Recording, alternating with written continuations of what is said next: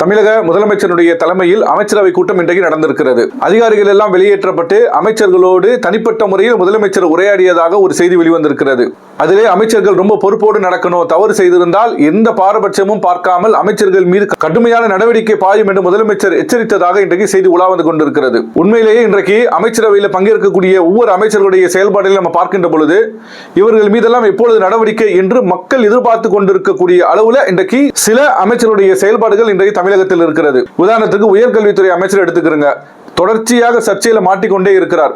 பள்ளிக்கூடத்துக்கு போறாரு, ஆசிரியர்கள் மாணவர்களுக்கு மத்தியில ஒரு சினிமா பாடல், அதுவும் குத்துப்பாட்டுக்கு ஆபாச வார்த்தைகள் உள்ள இரட்டை அர்த்தம் கொண்ட பாடல்களுக்கு எல்லாம் என்ன செய்யறாரு, ஆட்டம் போட்டுட்டு இருக்கிறாரு. பெண் பிள்ளைகளுக்கு குட் டச் பேட் டச் எல்லாம் இன்னைக்கு சொல்லி கொடுத்து பெண் பிள்ளைகளை பாதுகாக்கக்கூடிய இவ்வளவு சென்சிட்டிவான காலகட்டத்தில் ஒரு பெண் பிள்ளைகள் இடத்துல ரொம்ப அநாகரிகமாக நடந்து கொண்டு மீண்டும் ஒரு சர்ச்சையில சிக்கினார். பள்ளிக்கூடத்தில் முதலமைச்சருடைய பங்கேற்கக்கூடிய தனிப்பட்ட கட்சி நிகழ்ச்சியை ஒளிபரப்பு செய்கிறார்கள் நேரலையில.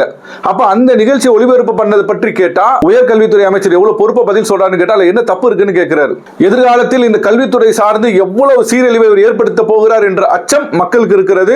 உண்மையில் இன்றைக்கு முதலமைச்சர் பேசியது உண்மையாக இருக்குமானால் முதலில் நடவடிக்கை எடுக்க, அதுவும் கல்வித்துறைக்கு அறவே தகுதி இல்லாத இந்த விஸ்வநாதன் நடவடிக்கை எடுக்கப்படணும். அடுத்து பாத்தீங்கன்னு சொன்னா போதைப் பொருளுக்கு எதிரான ஒரு மாரத்தான் ஓட்டம் ஒன்று நடத்தினாங்க தமிழக அரசின் சார்பாக. அதிலே பங்கெடுத்திருக்கக்கூடிய அமைச்சர் கில்லி சரத் அப்படிங்கிறவர் 2 ஆண்டுகளுக்கு முன்னாடி போதைப் பொருள் பயன்படுத்தியதான ஒரு வீடியோ இன்றைக்கு வைரலாகி கொண்டிருக்கிறது. உண்மையிலே அது போதைப் பொருளா இல்லையா அப்படின்னு கண்டுபிடிக்க முடியாது. ஏன்னா 2 ஆண்டுகளுக்கு முன்னாடி நடந்த சம்பவம். ஆனால் அவருடைய ஆக்டிவிட்டிஸை பார்க்கறாங்க. கையில ஒரு கார்டு, ஒரு பவுடர், ஒரு ரூபா நோட்டு, செல்போனுடைய டிஸ்பிளே, இதுல வச்சு அவர் அப்படியே அதை தூள் பண்ணி அவர் செய்யற ஆக்டிவிட்டி எல்லாமே ஒரு ட்ரக், ஒரு அபினை பயன்படுத்தக்கூடிய ஆக்ஷன் அப்படியே சந்தேகத்துக்கு இடமானதாக இருக்கிறது. இப்ப அதை உண்மையா பொய்யான்னு தெளிவுபடுத்த முடியாத நிலை இருந்தாலும் மக்களுக்கு மத்தியில் சந்தேக ஒரு பார்வை இருக்கிறது. ஏற்கனவே பழைய வீடியோல வருது, ஒரு குடி போதையில ஒரு பீச்சில் ஒரு வர மாதிரியான ஒரு வீடியோ காட்சி வருது. இது போதைப் பொருள் பயன்படுத்துற மாதிரி வருது. அப்ப மக்களுக்கு மத்தியில் ஒரு அமைச்சராக பொறுப்பு வைக்க ஒரு தகுதி இருக்குதா? இதையெல்லாம் பார்த்து தகுதி நீக்கம் செய்வதற்கு ரொம்ப தகுதியான இடத்துல இந்த கில்லி சரத்தும் வந்து நிற்கிறாரு. அதுக்கு அடுத்து பாத்தீங்கன்னா நம்ம இந்து சமய அறநிலைத்துறையினுடைய அமைச்சர் ரமேஷ், உண்மையிலே இந்த சமீபத்தில் நடந்த அந்த ஸ்கேம் 100 கோடி மதிப்புள்ள ஒரு சொத்தை 2 கோடிக்கு பத்திரப்பதிவு செஞ்சாங்கன்னு சொன்ன உடனே இதுல கண்டிப்பாக அந்த அமைச்சர், துறை சார்ந்த அமைச்சருடைய பங்கு இல்லாமல் இது நடந்திருக்காது என்பது மக்களுடைய பார்வை. இன்னைக்கு அவர் வந்து சொல்றாரு, எனக்கு அதுல எந்த சம்பந்தமும் இல்ல, என் மீது யாராவது அவதூறு சொன்னால் அவர்கள் மீது வழக்கு பாயும், கைது நடவடிக்கைன்னு சொல்றாரு. ஒரு 3 பேரை கைது செய்து முள்ளே வைத்திருக்கிறார்கள். நீங்கள் தவறு செய்யல, ஆனால் எனக்கு தெரியாது என்று சொன்னால் அதுவும் அமைச்சர் பொறுக்கு தகுதி இல்லாத ஒரு தன்மை. ஒரு தப்பு நடக்கிறது, அதில் நான் உடன்பட்டு இருந்தேன்னு சொன்னார் ஒரு அமைச்சராக, நான் தகுதியற்றவன். சட்ட விரோதமாக இன்றைக்கு பத்திரப்பதிவு செய்யுது, அது எனக்கு தெரியல என்று சொன்னால் தெரியாமல் இருப்பதும் உண்மையிலே ஒரு அமைச்சருக்கு அந்த பொறுப்பு வைக்க அறவே அவர் தகுதி இல்லை என்பதை ஒப்புக்கொண்டிருக்கிறார்.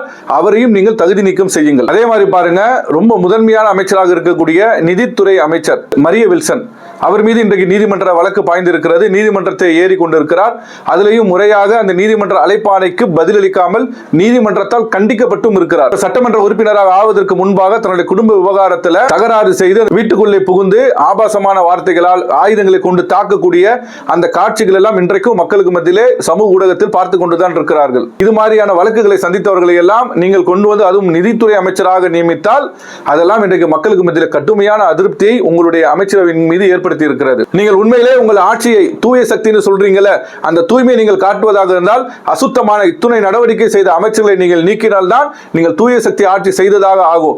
அவரை கூட வைத்துக் கொண்டு நீங்கள் சொல்வது என்பதெல்லாம் நீங்கள் சொல்லால் அழகுபடுத்தக்கூடிய வார்த்தை தானே தவிர உண்மையிலே உங்களுடைய ஆட்சி தூய சக்தி ஆட்சி இல்லை என்பதை உங்களை சார்ந்து உங்களுக்கு வாக்களித்த மக்களே அதை முடிவு செய்து விடுவார்கள்.